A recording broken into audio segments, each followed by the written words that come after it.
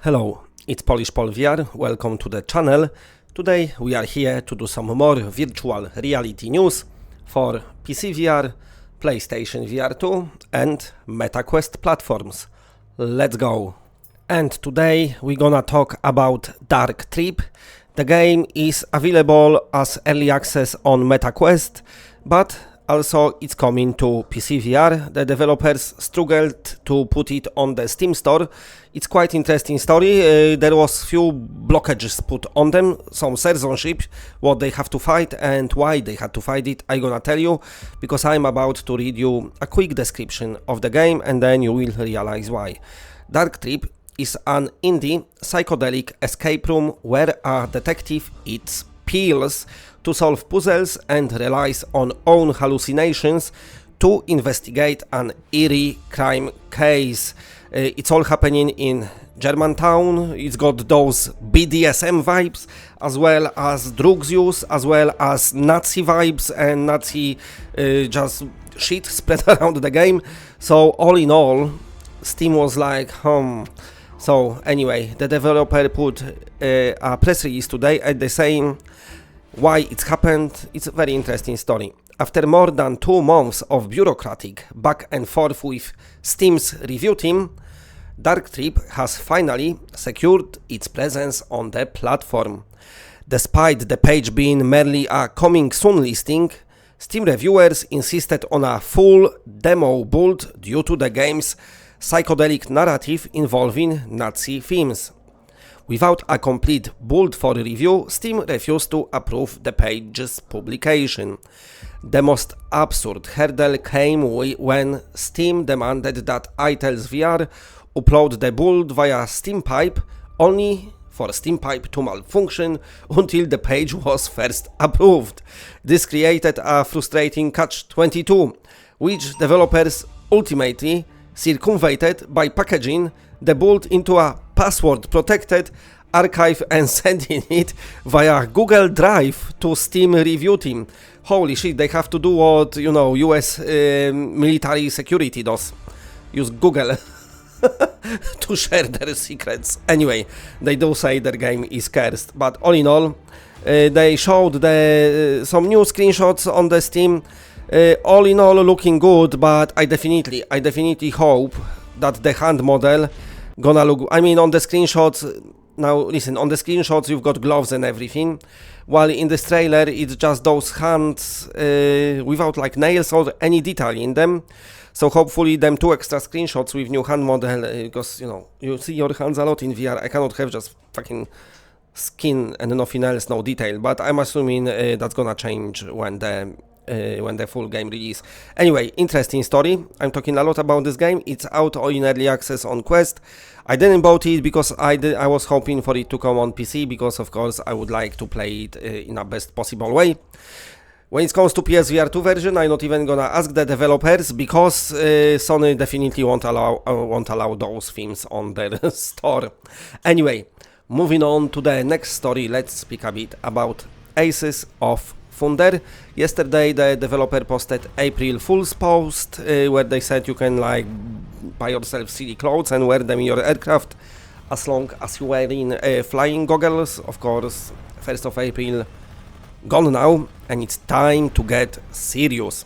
So they showcased this brand new gameplay which plays for you in the background, looking beautiful, and this is a Pearl Harbor gameplay. Now, the video itself, what plays for you in the background, is called Defense of Pearl Harbor. So, I'm assuming this is the one of the single-player missions, hopefully, looks like it. You do catching some planes, it's all chaos down there. The map looks beautiful. The planes' explosions are so detailed. I like how the planes don't just set on fire and, just fall down, but actually getting blown to bits, the wings falling off, the stuff just falls off the plane, adding so much to realism, and map is looking like lifelike. So this game is definitely looking really good. Hopefully it will play as good. From what I'm seeing so far, it does. I'm so happy about the single player content. But anyway, still waiting for the release date announcement. I keep following them, they keep posting something new lately, so I hope this announcement coming soon. Like I said before, stay tuned to the channel, and while I'm here, if you like this video, please press a like and also subscribe, because 50% of you is not subscribed, so who watches it, so you know, if you're watching, then subscribe, it helps me a lot here. Anyway, that was Aces of Thunder, as always looking great. Now move on to the next story. And now let's talk about a game from the developers of Superhot VR and Toy Trains VR. By the way, speaking about Toy Trains, anyone play it after the updates? It's quite cool game. Now, anyway, speaking about the Harpagon, already out on Quest, people liking it. Harpagon is a fast-paced VR shooter where you smash alien critters, argue with your dysfunctional crew, and destroy everything in sight. Use weapon or everyday objects with a gravity ray to wreak havoc. Built for VR, it delivers chaotic fun, immersive combat, and a wild, hilarious storyline.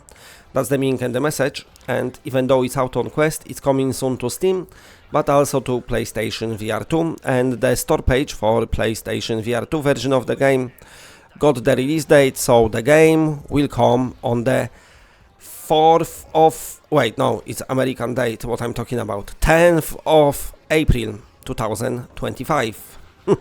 Sorry, American dates are like different things way round down there, so it sometimes confuses me.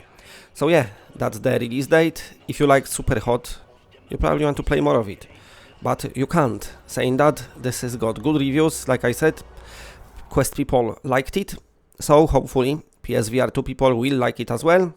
But also, of course, you know, just make Superhot VR 2 or some extra levels, or at least port it to PSVR 2. Just do that. This will do. Just give it to me. Anyway, I'm still excited for the Harpagon. I had a chance to play Quest version, but I'm gonna play the PSVR 2 version instead. Right, okay.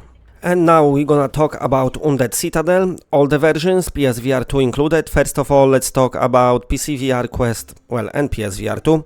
What you can see in the background is a teaser of their multiplayer map.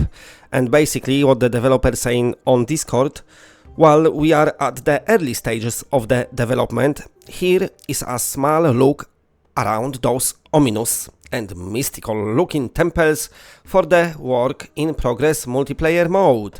Some would say those are not meant to be explored alone. Don't forget to grab friend that you would really like to play with in the future, because it looks like it's a co-op mode, and also what they teased in past as well on Discord, it looks like some of the maps, I don't know, maybe it's procedurally generated, unless they just quickly sped the footage up of them making the map, which still was quite big. But another footage I'm gonna show you, what's gonna play in the background right now, is another teaser what they posted on their Discord, and they said, "Hi everyone, it's us again. We've seen your enthusiasm and we decided to level up our game. Here's some exclusive Undead Citadel PSVR 2 gameplay footage from fresh from the oven. Get ready to hack and slash thousands of undead in the sickest fashion possible." And I must say, looking at PSVR 2 footage, the game definitely is looking very, very good. I remember them having footage of PSVR 1 ages ago. Of course, that's not the case anymore. The game is out on Steam. It's got mostly positive reviews, so they're quite good. It's released in 2023, like mid of 2023. I can't believe how far ago that was. I might play some of it on the channel soon, but definitely looking forward for PSVR 2 version as well. I know some of you gonna say in comment section like it's never coming out. I could say that the same, because I think I'm speaking about this game since original announcement back in like what, 2017, 18, how long ago it was. It's crazy. But anyway, that's the PSVR 2 footage of the game. And now let's go back to F1 25 VR. So EA posted that they just getting started with the reveals, and they saying this is what's coming soon, what you can expect when it comes to the coverage of the game. In April we're gonna get deep dives. Also they're gonna showcase my team and driver careers, and also authenticity and customization in the game. They also gonna showcase Breaking Point 3, and in April we're gonna finally get first look at gameplay In May they're gonna reveal driver ratings, also there will be creator media previews. They say more to come, and then the launch of the game is of course May 30th, but on May 27th is early access launch, which is the, you know, I like to call it bullshit launch for people who pay a bit more. I just gonna get standard edition. I hope all the reveals gonna make me more excited for this game, because the trailer itself, or the, you know, they got Lewis Hamilton and he does great job down there, just like he does racing, but the trailer itself just showcases me the same game that I already saw past last few years. I don't see that many changes, so hopefully with all those reveals that coming soon, they're gonna actually make me excited for this game more than I am. Saying that, I am a bit of a loser because I still going to buy it regardless, since I never missed F1 game release. Still buying them, so we see. Anyway, Honeypot is coming to MetaQuest platforms this May. The meaning and the message of this game is very simple. You need to join the bee resistance in a full campaign mode, where you must protect your floating hives from waves of invading elemental bears, build turrets, collect honey and shot arrows to stop the enemy, unlock new maps, technologies and story moments as you uncover who's really behind the attack on nature's harmony. Strategic tower placement in real time, intense bear waves with elemental strength and weaknesses, and also you can play solo or in up to 4 players co-op. This is a tower defense game all about the bees. And what you can see in the background is update for the Wizards Dark Times Brotherhood, and they made the update for the quest version. And this update enhances hand textures, improves spells and effects, and adding a smoother visual effect for a better spellcasting experience. So no matter if you own Quest 2 or 3, on both of those systems the game will just look better. Okay, that's it for today. Thanks for watching. If you like what you're seeing, then please press a like, because it does help the channel a lot. And if you're new to the channel and are not subscribed, then subscribe. It's always better when it's more of us. And that's it. Bye bye bye bye bye bye.